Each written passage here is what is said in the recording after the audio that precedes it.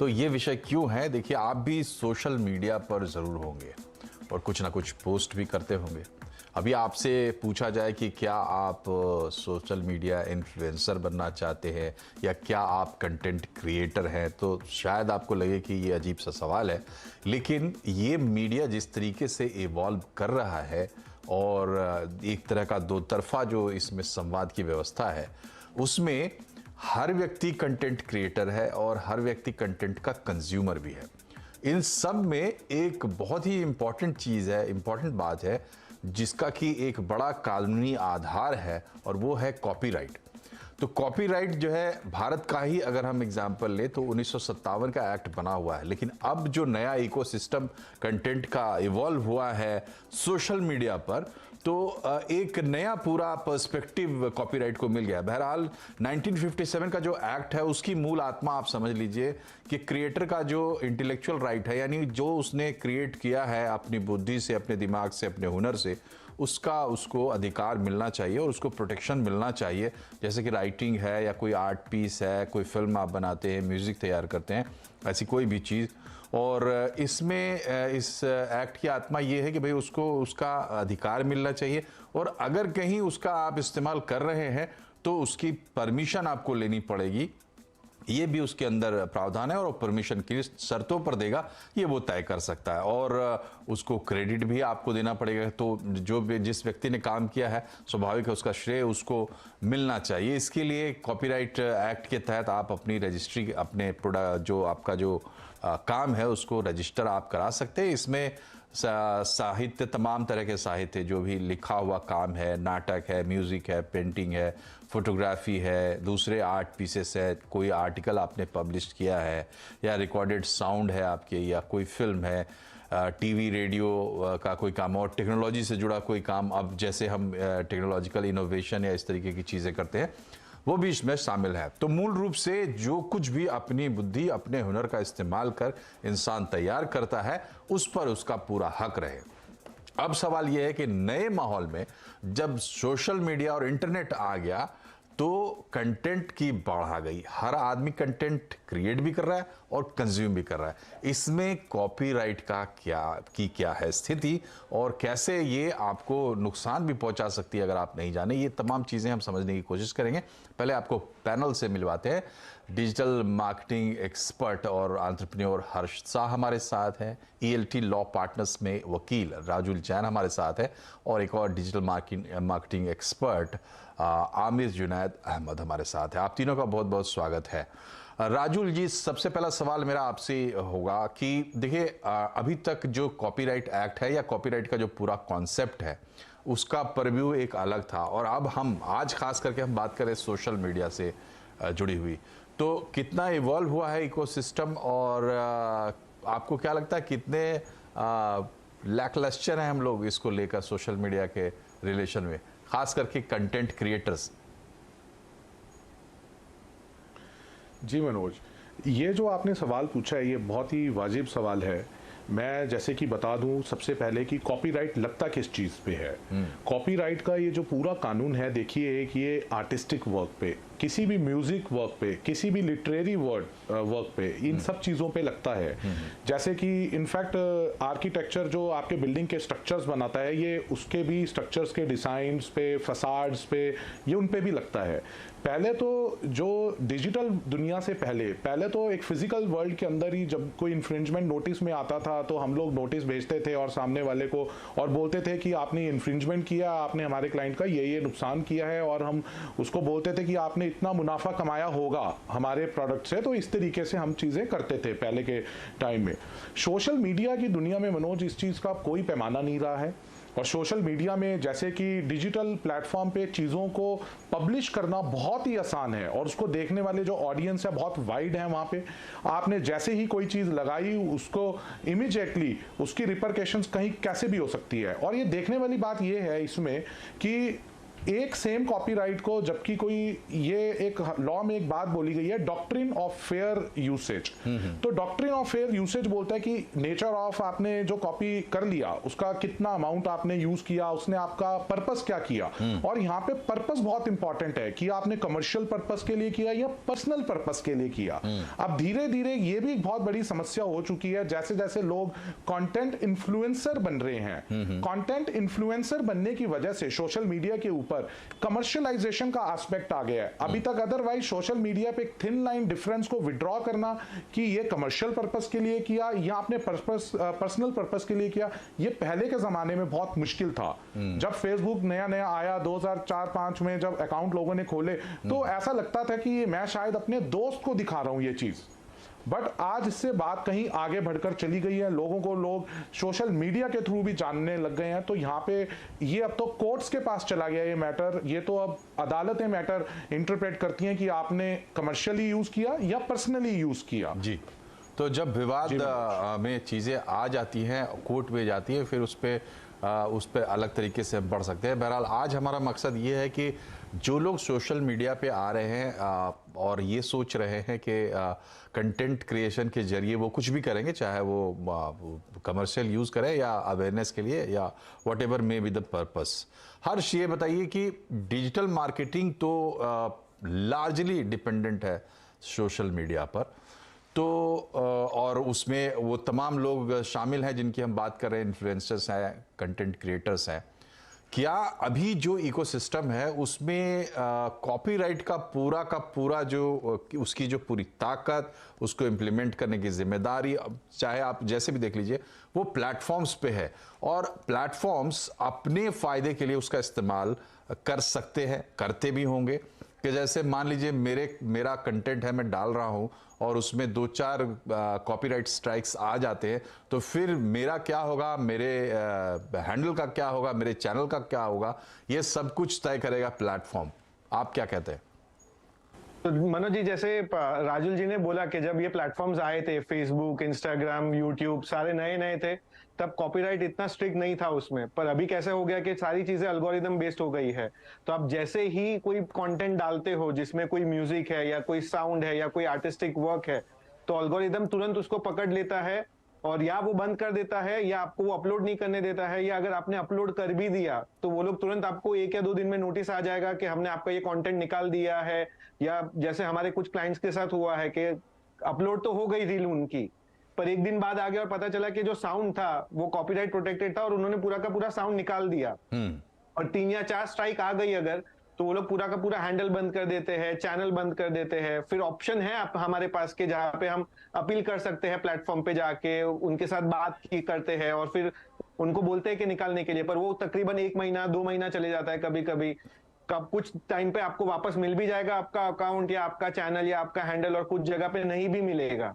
सो काफी प्लेटफॉर्म पे डिपेंड करता है कि आप कितने अच्छे तरीके से अपील कर रहे हो, और सामने वाला जो ऑन द अदर साइड जो रिव्यू कर रहा है वो डिसाइड करता है, और उनके पास बेसिकली पूरा राइट है कि या वो रखे या निकाल दे उसको। जी, तो पूरी तरह से उनके हाथ में मामला चला जाता है। लेकिन जुनैद, आपसे हम ये समझना चाहेंगे कि सपोज कोई अगर समझना ही चाहे, खास करके अगर हम एक स्पेसिफिक किसी भी प्लेटफॉर्म पे हम काम करना चाहते हैं और हम ये समझना चाहते हैं कि कॉपीराइट के क्या इश्यूज है, क्योंकि बहुत सारा कंटेंट जो है उसका कॉपीराइट वो लोग लेके रखते हैं, क्योंकि उनको अब जैसे इंस्टाग्राम पे रील्स के लिए वो लोग म्यूजिक लेके रखते हैं, तो किस प्लेटफॉर्म पे कॉपीराइट की स्थिति क्या है, ये हम कैसे समझ सकते हैं? सबसे पहले तो मैं CNBC आवाज के सभी दर्शकों को गुड इवनिंग विश करना चाहूंगा और बैठे यहाँ पर पैनलिस्ट को भी। साथ ही साथ CNBC आवाज को धन्यवाद करना चाहूंगा कि ये एक बहुत इम्पोर्टेंट इशू आज के टाइम के लिए है। इसको पब्लिक प्लेटफॉर्म पे ला करके एक जागरूकता, जो सबसे इम्पोर्टेंट बात है वो जागरूकता की कमी है जी। अगर हम लोग जो कंटेंट क्रिएटर्स हैं, इनके लिए जो भी हमारा सोशल मीडिया चैनल्स है, उन चैनल्स पे गाइडलाइंस बहुत अच्छी तरह से और बहुत डिटेल्ड में प्रोवाइड किया जा चुका है। तो content as a content creator हम लोग क्या करते हैं कि सबसे पहले हम लोग जो भी सोशल मीडिया को यूज करना चाह रहे हैं, चाहे वो फेसबुक है, चाहे इंस्टाग्राम है या यूट्यूब है, उनके गाइडलाइंस को बहुत माइन्यूटली पढ़ना चाहिए और साथ ही साथ जो हमारे क्लाइंट्स हैं उनको एडुकेट करने की भी जरूरत है। क्लाइंट्स चाहते हैं कि उनका जो भी कंटेंट है या उनका प्रमोशन ज्यादा से ज्यादा रीच करे और ज्यादा से ज्यादा लोग उसको देख पाए, ज्यादा से ज्यादा लोगों तक उनकी पहुंच हो पाए। लेकिन यहाँ पर जो रोल प्ले करने की जरूरत है, सबसे ज्यादा जो अहम मुद्दा है वो कंटेंट क्रिएटर्स का है कि वो खुद को पहले अपने आप को अपडेटेड रखें। अभी मेटा के आने के बाद 1-to-1 फ्री जो है एडुकेट कर रहा है मेटा, कैसे हम लोग उनके चैनल्स को यूज कर सकते हैं और कैसे ज्यादा रीच बढ़ा सकते हैं और कैसे कंटेंट्स को, जो कंटेंट हम यूज करना चाहते हैं एक पर्टिकुलर सब्जेक्ट पे, अगर हमारे क्लाइंट के लिए कुछ प्रमोशनल रील्स बनाना है या कुछ वीडियोस या मीडिया क्रिएट करना है, तो उसके लिए फेसबुक और इंस्टाग्राम ने खुद ही 9,000 या उससे ज्यादा हम लोगों को मीडिया प्रोवाइड किया है। हमें एज अ कंटेंट क्रिएटर जानने की जरूरत है कि कौन कौन से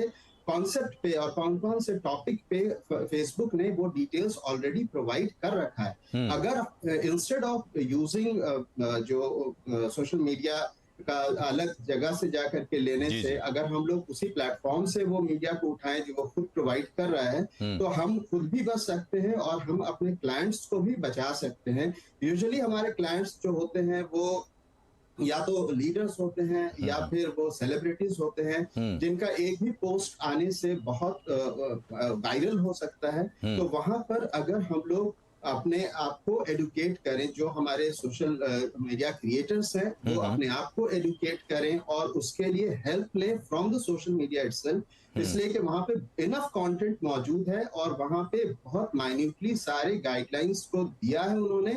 उसको धीरे धीरे समय दे करके पढ़ने की और समझने की जरूरत है, ताकि इस तरह के परेशानी से खुद को भी बचाया जा सके और जो हमारे इम्पोर्टेंट क्लाइंट्स हैं उनको भी इस तरह की दुविधा में आने से हम बचा सके। जी हर्ष, मेरा अगला सवाल ये है कि अभी जैसे हमारे ऊपर कॉपीराइट स्ट्राइक आता है, ये तो बात ठीक है, लेकिन सपोज हमारा कंटेंट कहीं और लगा हुआ है, हमें दिखाई देता है या हम मतलब खोज पाते हैं, हम क्या करें? हम अपना कॉपीराइट कैसे क्लेम करें सोशल मीडिया पर? सो बेसिकली जैसे ये प्लेटफॉर्म्स है तो कुछ चीजें उनके पास ऑलरेडी एल्गोरिदम में है, कुछ नहीं है। अगर आपके पास खुद के रिलेटेड कुछ चीजें हैं कि जो आपको दिख रहा है कि सामने वाला यूज कर रहा है, अरे ये चीज मैंने बनाई और अभी ये यूज करने लगा है, तो आप डायरेक्टली जाके अपील डाल सकते हो फेसबुक पे, इंस्टाग्राम पे, यूट्यूब पे या जो भी प्लेटफॉर्म्स है, हर एक के पास ऑप्शन है कि आप डाल सकते हो कि ये मेरा कंटेंट है। अगर आपके पास ट्रेडमार्क है तो वो डालिए, या अगर आप समझो आज नवंबर 2022 में है और आपने वो कंटेंट क्रिएट किया था अगस्त में और आप देख रहे हो कि किसी ने सितंबर में यूज किया है, तो आप उनको बताइए कि देखो ये मेरा कंटेंट है, मैंने अगस्त में क्रिएट किया हुआ था और ये बंदा सितंबर में यूज कर रहा है। कि आप पहले से यूज कर रहे हो तो आप उसके ओरिजिनल ओनर हो या आपके पास वो आपका कंटेंट है जो सामने वाला यूज कर रहा है। और ये लोग टीम काफी एक्टिव होती है, 2 से 3 दिन के अंदर तुरंत एक्शन लिया जाता है। वो लोग सामने वाले को, जो भी पर्सन यूज कर रहा है, उनको तुरंत ईमेल भेजते हैं, मैसेज भेजते हैं कि हमें आपके पास से ये एक सो एंड सो पर्सन ने क्लेम किया है, आपके पास 2 दिन है। अगर आप अपने आप को प्रूफ नहीं कर सके कि आपका ओरिजिनल कंटेंट है तो आपका ये कंटेंट निकाल दिया जाएगा, प्लस सामने वाले के ऊपर स्ट्राइक हो जाती है। और काफी प्लेटफॉर्म्स बहुत स्ट्रिक्ट होते हैं कि अगर 3 स्ट्राइक आ गई तो आपका अकाउंट भी निकाल देते हैं कुछ चीजों में। जी तो अगर आपका खुद का कंटेंट है तो आप बेझिझक जाके अपील कीजिए, अगर आपको दिख रहा है कि कोई और यूज कर रहा है उसको तो। और टीम काफी सपोर्टिव होती है ये बैक एंड प्लेटफॉर्म्स पे और वो तुरंत एक्शन लेती है इस चीज को लेके।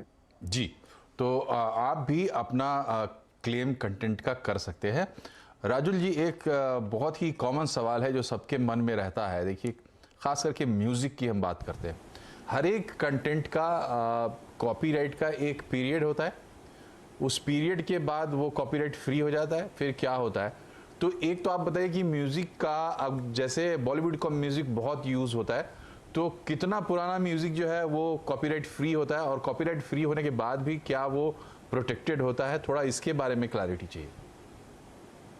जी मनोज जी, सबसे पहले मैं आपको बता दूं, जो कॉपीराइट है ये कभी भी फ्री नहीं होता है। ओके। नॉर्मली कॉपीराइट एक लाइफ टाइम होता है। पेटेंट्स का जो केस होता है, पेटेंट्स नॉर्मली विकेट हो जाते हैं कुछ सालों के बाद। बट कॉपीराइट्स कभी विकेट नहीं होते हैं। और नॉर्मली जो कॉपीराइट है, कॉपीराइट में अनटिल अनलेस जो ऑथर ऑफ द कॉपीराइट है उसकी डेथ हो जाए तब तक पोजीशन क्लियर नहीं होती है, तब तक वो कॉपीराइट ही माना जाता है। ठीक है। और उसके बाद भी ऐसा भी होता है, कई लोग अपनी सक्सेशन डीड्स भी लिख जाते हैं ऐसे केसेस में।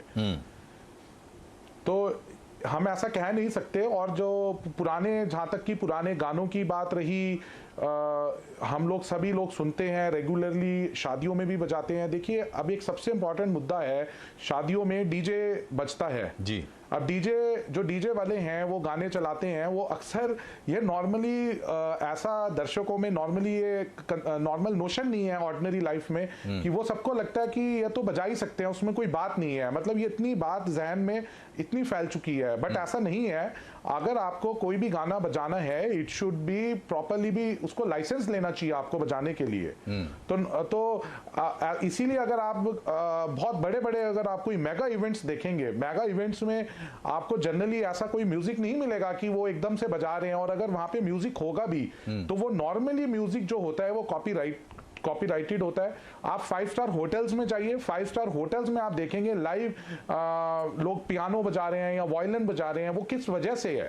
तो नॉर्मली इसी वजह से होता है कि भी आप वहां पे ये यूनिक म्यूजिक है, वो और इंस्टेंट है वहां उसके लिए कॉपीराइट की जरूरत नहीं है। कुछ स्टेट्स में तो बल्कि जी उसके लिए कॉपीराइट की जरूरत नहीं है। और बल्कि कुछ स्टेट्स में तो, महाराष्ट्र में जैसे म्यूजिक रेस्टोरेंट्स वगैरह में, होटल्स में म्यूजिक बजाने के लिए एक म्यूजिक लाइसेंस होता है बकायदा अलग से। बिल्कुल लाइसेंस आता है। तो जी तो यहाँ पे जो बातचीत हम कर रहे हैं, हमारा देखिए मकसद एक तो ये है कि आप कम से कम उसके कॉपीराइट स्ट्राइक के जद में ना आए, इसके लिए आप एहतियात रखें। दूसरी बात ये है कि सोशल मीडिया पर जब भी आप कोई कंटेंट क्रिएट करते हैं तो उस पर आपका ऑटोमेटिकली कॉपीराइट बन जाता है।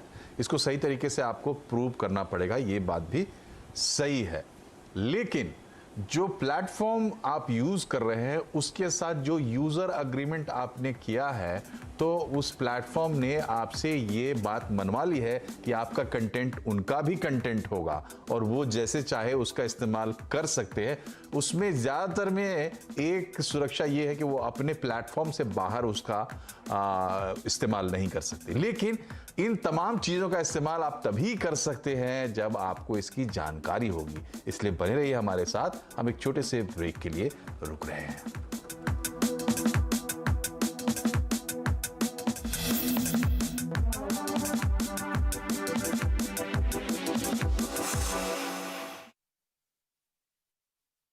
पता है, लोग अक्सर मुझसे पूछते हैं कॉल सेंटर का। फ्यूचर एक्सप्रेस में आप सभी का स्वागत है। FNO मार्केट का हर एक्शन 2790 से चलकर 3006 के आसपास, अब इसमें 250 अंकों के आसपास का मूव देख चुके हैं। कॉल ऑप्शन ले या पुट ऑप्शन। 17550 का जो कॉल है वो 85 to 90 के आसपास खरीदारी कर सकते हैं। फिलहाल निफ्टी पे वेट एंड वॉच करना क्यों? जानिए किन स्टॉक्स में होगी आपकी जबरदस्त कमाई।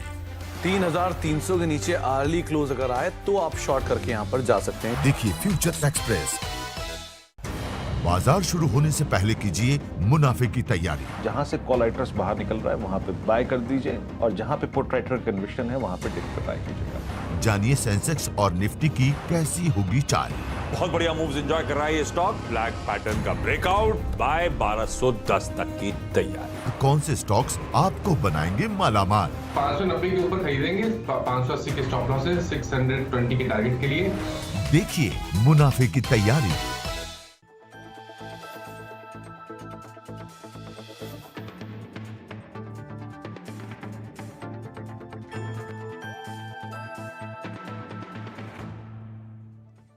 टैक्स बचाने का हो टेंशन या फिर पेचीदे टैक्स नियमों की उलझन, अटका हुआ रिफंड या मुश्किल में फंसा हो आपका रिटर्न।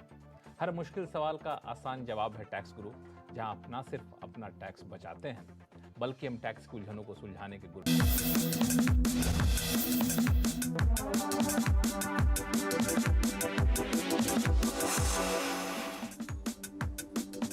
ब्रेक के बाद एक बार फिर से आपका स्वागत है। आज हमारा विषय कंज्यूमर अड्डा में कि कॉपीराइट और कंटेंट रॉन्ग, अगर कॉपीराइट स्ट्राइक आ जाती है या आप कॉपीराइट के दायरे में आ जाते हैं तो आपका कंटेंट गलत हो सकता है। हमारे साथ एक एमिनेंट पैनल है, उनके साथ हम डिस्कशन कर रहे हैं। तो अगला सवाल पूछने से पहले मैं एक उदाहरण देता हूं। मैंने यूट्यूब पे एक चैनल देखा था और उनके बारे में पढ़ा भी था। दरअसल पढ़ा पहले, देखा बाद में।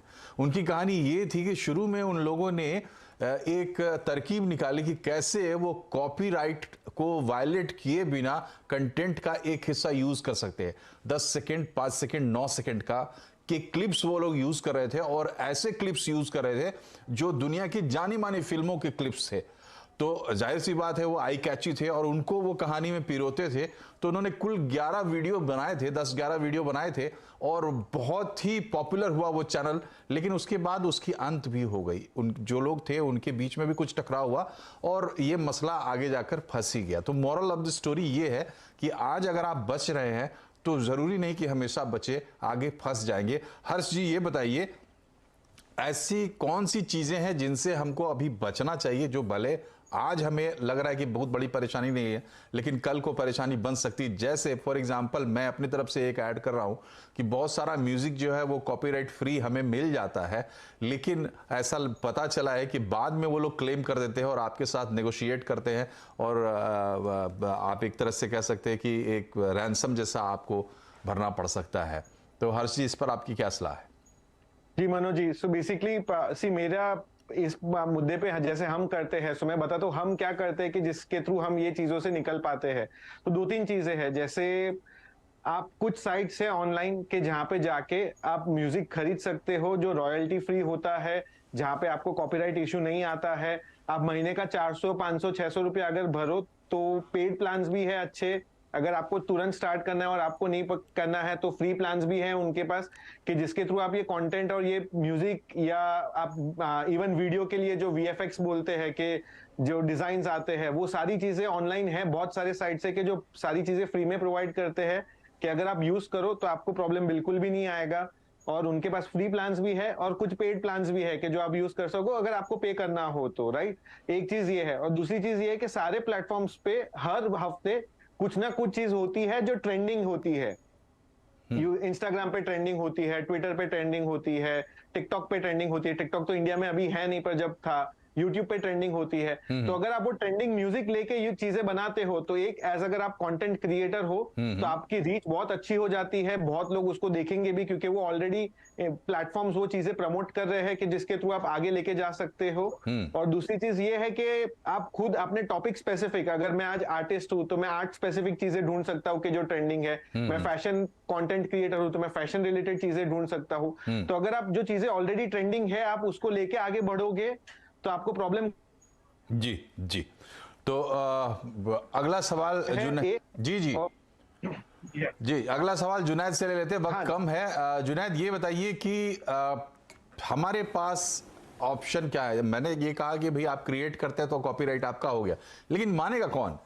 मैं कोई कंटेंट क्रिएट करता हूं, मान लीजिए मैं एक किताब लिखता हूं तो मैं उसका कॉपीराइट रजिस्ट्रेशन करवा सकता हूं, मेरा पब्लिशर करवाएगा। लेकिन सोशल मीडिया पर जो कंटेंट हम लोग क्रिएट कर रहे हैं, सीरियस कंटेंट क्रिएट कर रहे हैं, बड़ी मेहनत लगती है कुछ लिखने में या कुछ गाने में बनाने में, उसको कैसे सिक्योर करें कि उस पर हमारा कॉपीराइट क्लेम बने? जब हम उस पर कॉपीराइट क्लेम करें तो वो हमें मिले। एज अ कंटेंट क्रिएटर जब भी हम लोग कोई कंटेंट बनाते हैं तो date of the content creation ये एक इम्पॉर्टेंट पार्ट होता है। अगर हमने कोई कंटेंट क्रिएट किया है, कोई म्यूजिक बनाया है, कोई रील बनाया है और एक पर्टिकुलर डेट को हमने बनाया है और उसमें हम लोगों ने सारी चीजों को ध्यान में रखते हुए बनाया है ताकि हमारे ऊपर हमने किसी रॉन्ग वेज को यूज नहीं किया है, तो ये ऑटोमेटिकली ये हमारे लिए एक कॉपीराइट बनता है कि अगर कोई हमारा ये क्रिएटेड कंटेंट को दूसरा आदमी यूज कर रहा है तो हम उसको चैलेंज कर सकते हैं। और उसके लिए हम लोगों के पास बहुत सारे अदर वेज हैं जहां पर हम लोग अपने बनाए हुए क्रिएटिव्स को रजिस्टर करा सकते हैं और हम अपने क्लेम्स कर सकते हैं ताकि दूसरे यूजर्स उसको यूज नहीं करें। दूसरा इम्पोर्टेंट एक जो और बात है जो यहाँ पर एज अ कंटेंट क्रिएटर हम लोगों के पास चैलेंजेस होते हैं कि हमारे यूजर्स हमेशा चाहेंगे कि उनको ज्यादा रीच मिले, तो उसके लिए बहुत सारे थर्ड पार्टी एप्स भी मौजूद हैं। उन थर्ड पार्टी एप्स को यूज करके भी अगर हम लोग रील्स बनाते हैं या वहां पे कुछ म्यूजिक्स अवेलेबल हैं, उन म्यूजिक को अपने बैकग्राउंड में यूज करते हैं, तो वो हमारा कॉपीराइट का उल्लंघन भी नहीं होगा और वो हमारा अपना क्रिएटेड कंटेंट होगा और हम लोग उसको रजिस्टर भी करा सकते हैं। और डेट ऑफ क्रिएशन ऑलवेज एक इम्पॉर्टेंट पार्ट होता है कि वो हमने क्रिएट। ये पूरा इकोसिस्टम तो कोलैबोरेशन पे चलता ही है, और अगर आप कोलैबोरेशन जायज अच्छा कोलैबोरेशन करेंगे तो आपको कॉपीराइट प्रूव करने में भी वो मदद करेगा। ये आप जुनैद की बात से समझ सकते हैं। राजुल जी, आपसे आखिरी सवाल, क्या कॉपीराइट का जो हमारा एक्ट है वो काफ़ी है या नए इन्वायरमेंट में हमें कुछ नया मैकेनिज्म, कोई रेगुलेटर, कुछ तब्दीलियां करने की ज़रूरत है? जी बिल्कुल, आपने जो ये सवाल आपने पूछा, बल्कि मैं इस पे बात भी करना चाहता था। अभी जैसे आपको एक बहुत ही ताज़ा एग्जांपल देता हूँ कि डिज़ाइन एक्ट भी है। जैसे अभी अब नए तरीके के लेट से बॉटल्स के डिज़ाइन है, कुछ भी हैं। लोगों ने क्या किया कि भी कॉपीराइट से बचने के लिए, मान लो एक फोटो को एडिट किया और फोटो को एडिट करके किसी और अपना प्रोडक्ट बेचना, और प्रोडक्ट लेट से कोई बॉटल है या कोई कंटेनर है प्लास्टिक का, तो उसका उसने डिजाइन कहीं से कंटेनर लिया और उसको सुंदर लगाने के लिए अपना वो उसने डिजाइन वहां पे चिपका दिया।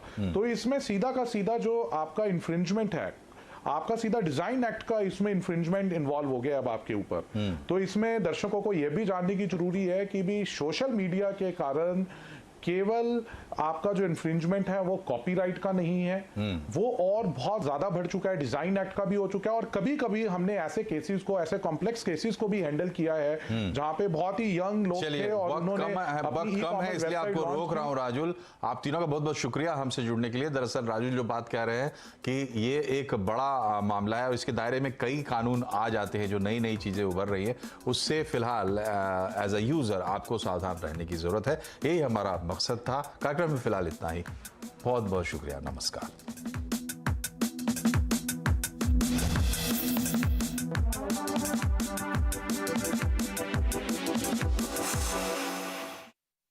घर में फैमिली की डिमांड्स और ऑफिस में काम की। फ्यूचर एक्सप्रेस में आप सभी का स्वागत है। FNO मार्केट का हर एक्शन 2790 से चलकर 3006 के आसपास, अब इसमें 250 अंकों के आसपास का मूव देख चुके हैं। कॉल ऑप्शन ले या पुट ऑप्शन, 17550 का जो कॉल है वो 85 to 90 के आसपास खरीदारी कर सकते हैं। फिलहाल निफ्टी पे वेट एंड वॉच करना की। जानिए किन स्टॉक्स में होगी आपकी जबरदस्त कमाई। 3300 के नीचे अर्ली क्लोज अगर आए तो आप शॉर्ट करके यहाँ पर जा सकते हैं। देखिए फ्यूचर एक्सप्रेस। बाजार शुरू होने से पहले कीजिए